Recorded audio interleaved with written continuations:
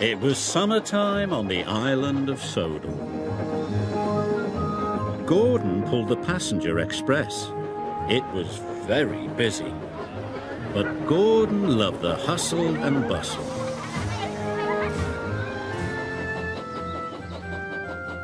Henry hauled trucks in the forest.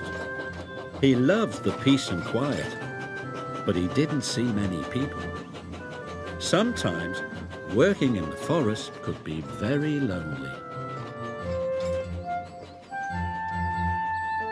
Later, Henry pulled into Knapford station.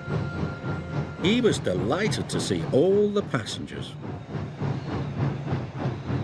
But Gordon was not delighted to see Henry. "Keep your smelly phrase away from my passengers," grumbled Gordon. "But it's only logs," chuffed Henry.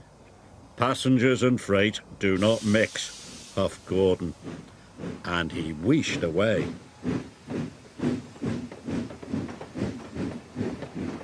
Henry watched the express leave the station. "I'd like to pull passengers," sighed Henry, "just for a change."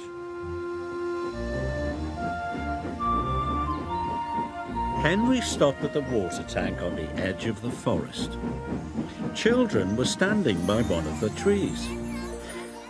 "What are those children doing?" Henry asked Thomas. "That's the old Sodor wishing tree," said Thomas. "They must be making a wish." "A wishing tree?" gasped Henry. "How wonderful! Do you think it would make my wish come true?" asked Henry. "It might," said Thomas, and he puffed away.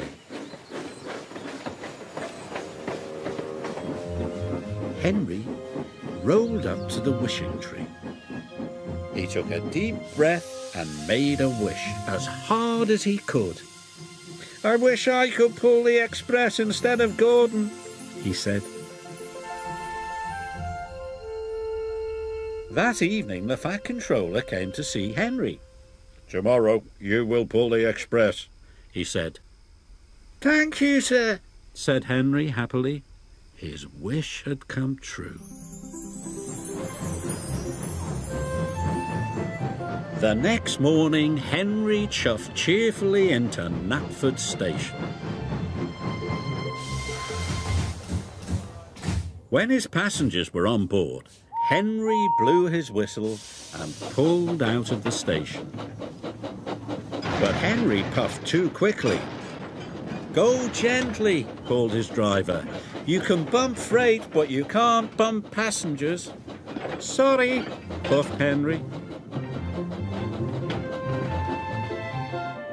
Henry puffed proudly through the countryside.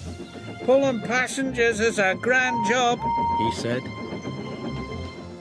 Gordon was in the repair yard. He was being fitted with a new boiler. But Gordon felt lonely. He was missing his passengers. The passengers were missing Gordon too. They were having the bounciest, bumpiest ride they had ever had.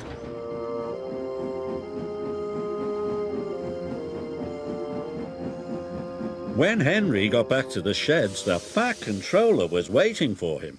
"There have been complaints," he said sternly. "Passengers are not like logs. You must be gentle." "Yes, sir," said Henry sadly. Being gentle was very difficult. Then Henry saw Gordon. He was looking miserable. "My wish has made Gordon go to the repair yard," gasped Henry. This made Henry feel very bad.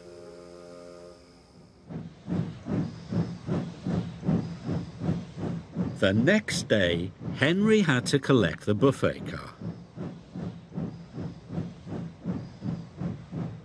He tried his best to be gentle, but he shunted the buffet car so hard everything flew into the air. There were more complaints than ever.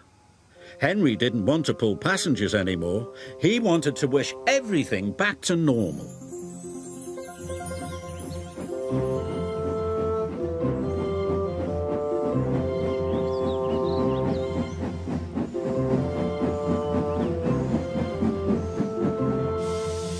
But when he arrived at the forest, Henry couldn't remember which tree was the wishing tree. "Oh, no," cried Henry. "Which one could it be?" Henry didn't know. So he decided to wish on all the trees. "I wish I could pull freight again," he puffed. Then he moved to the next tree and he wished again. "I wish I could pull freight again." The Fat Controller arrived on board Thomas. "What are you doing, Henry?" asked the Fat Controller. "You are causing confusion and delay." Henry told him all about the wishing tree. "Wishing trees don't run railways," said the Fat Controller. "That's my job. Gordon just needed some repairs. He'll be back tomorrow." Henry was delighted. The next day, Gordon came back to work. He looked as good as new. The passengers were so pleased to see him, they cheered and cheered and cheered. Gordon beamed happily for the rest of the day. Henry was happy to be back in the peace and quiet of the forest. At the end of the day, he stopped near the wishing tree.